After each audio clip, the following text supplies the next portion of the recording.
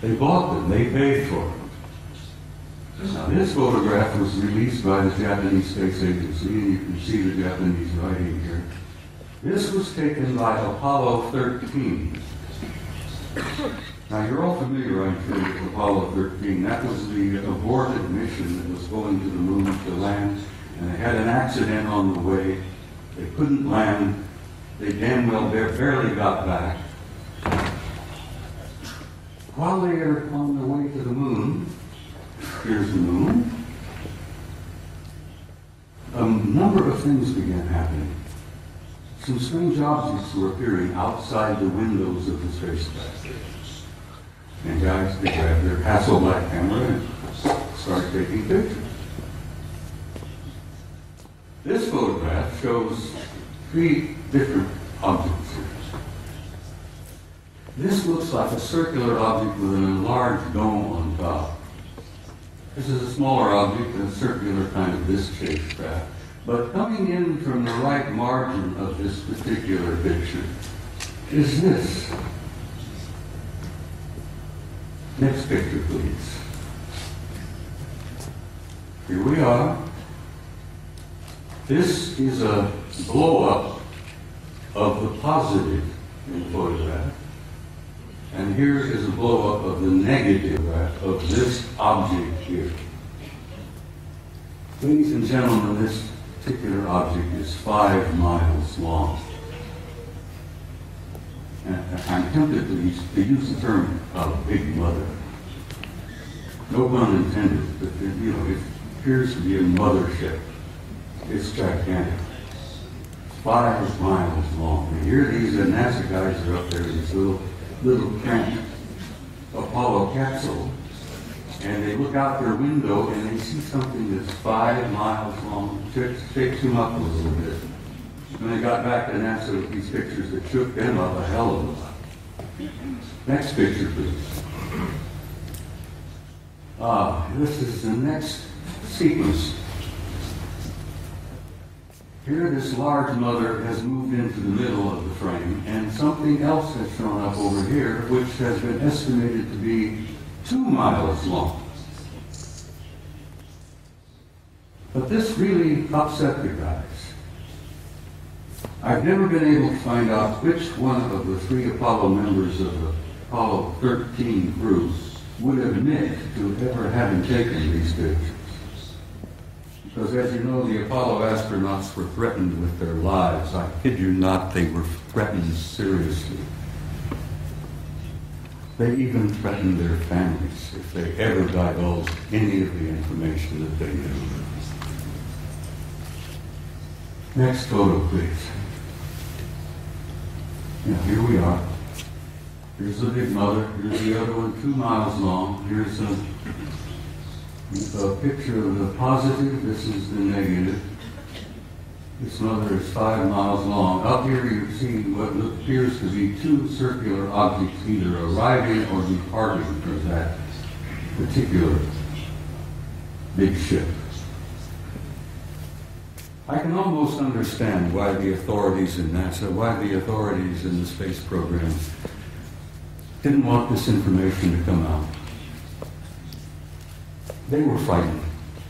They were stunned. They couldn't deal with it themselves, and they figured if they couldn't handle it, you couldn't handle it. There would be social disruption, I believe is one of the terms they used.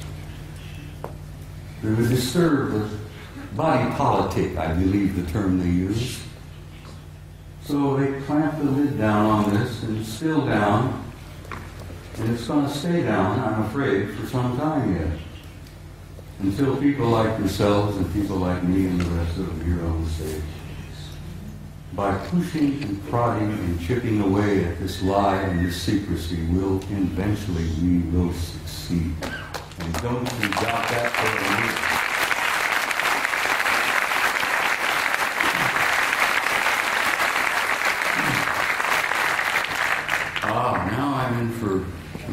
You're in for another photograph that I think will shock you some. In 1980, NASA, never a straight answer, launched the Voyager program to Saturn. They launched this little mechanical spaceship filled with cameras and film and so on. Wanted to go to Saturn because something had been going on in the rings of Saturn, around the moons of Saturn, that didn't make a lot of sense. Some anomalous events were taking place in Saturn, near Saturn, at Saturn. So they launched the Voyager in 1980. The pictures they got back from Voyager was so stunning and so shocking that they just locked them up in the safe. Fortunately, I met and developed a friendship with a retired NASA scientist by the name of Norman Bergman. Norman Bergman worked for NASA for about 30 years. He was a technician, a scientist on the Voyager program to Saturn in 1980. Norman decided, after waiting a number of years, for NASA and the authorities to be candid and honest and forthright and tell us what they really found up at Saturn. And Norman got so frustrated he wrote a book. Now, he couldn't get it published in the United States. No American publishing house would even touch it. Norman Bergman had to go to Scotland, for God's sake, to Aberdeen to get his book published. And he published it. He didn't succeed. He got his book. It's a piece of genius. It's a beautiful piece of work. And the things that they photographed near Saturn appeared in print for the first time. This is the A-ring of Saturn. And you're all familiar with what Saturn looks like. It's a beautiful planet.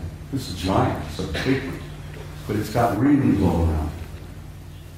Well, this is the A-ring, and here is an object that is self-luminous, obviously artificial, larger than our moon, that seems to be moving all around throughout the rings of Saturn among the moons of Saturn. And Saturn's got a couple of dozen moons. This object here, as I said, larger than our moon, moving all around, apparently under intelligent control in the rings of Saturn. Now, try for a moment, if you can, to imagine a kind of a technology that is capable of constructing something larger than our moon, that's artificial, that moves around wherever it wishes to go, that's probably got several thousand guys inside. That is shocking to some people. Next picture, please. This is the piece de resistance, I guess, is the French thing. Here you have another self-luminous, artificially constructed object, circular in shape, larger than our moon, that is also moving here, there, and everywhere throughout the rings of Saturn and among the moons of Saturn. You know, there's got to be intelligence aboard. But this is the one that really blew the NASA people on the Voyager program out of the water. This object, this is an object, guys, is 2,000 miles long. It's 400 miles in diameter. And it's an artificially constructed, Norman calls them an electromagnetic vehicle.